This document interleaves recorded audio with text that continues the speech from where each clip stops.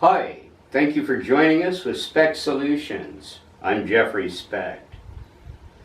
We're watching across the nation here quite a few universities that are having demonstrations that are very anti-Israel and very pro-Palestinian. And we're watching the woke group that are putting up barricades on the campuses and bullying and harassing Jewish people for simply being Jewish. And we got to ask ourselves, who is it who is exactly doing this? And what cities are the most likely for this to take place? And I think the answer is very clear here.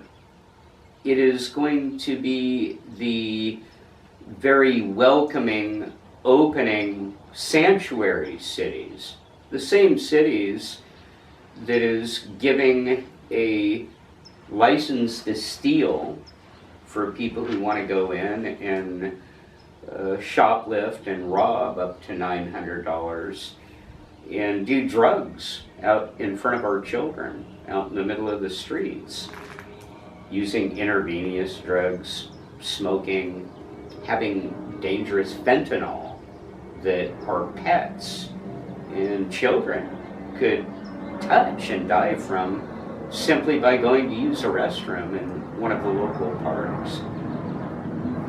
And we need to also ask ourselves, who allowed our cities to become sanctuary cities? Was it legal? Here in San Luis Obispo, you have to vote on something in order for it to actually happen. Has to be put on the agenda for something to actually get voted on and actually take place. I don't recall in San Luis Obispo this ever happening. I only recall our mayor at that time, Heidi Harmon, who's no longer here, declaring it on her own a sanctuary city. I was at this council meeting, and I was appalled for several reasons that more or less had to do with an increasing of our homeless rate, the crime rate, and the mentally ill that we see wandering around and not getting attention. She accused me of being racist for asking very sensible question.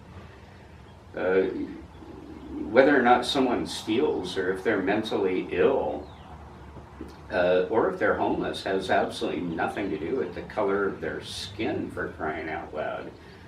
All has to do with behavior. These